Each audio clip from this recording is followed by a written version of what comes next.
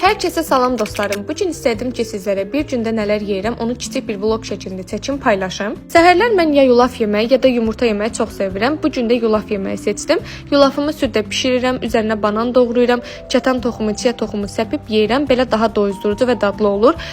Daha sonra bir kofe içirəm və keçirəm dərslərin başına, çünki qarşıda məni imtahan gözləyir.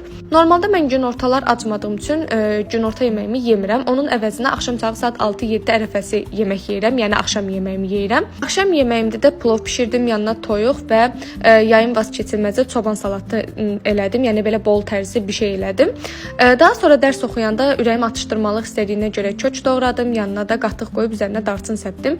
Yəni belə yeyirəm və gün içində də bolca su içirəm. Yəni çalışın gün içində çoxlu su için, yəni miqdarında olmaq şərti ilə. Daha sonra dərslərdən sıxıldığım üçün fərqlilik olsun deyə türk kofesi içirəm. Normalda mən türk kofesi içməyi çox da sevmirəm. Arada fərqlilik olsun deyə içərəm və bu günlük vloqumu bitirirəm. Sizləri sevirəm, öpdüm.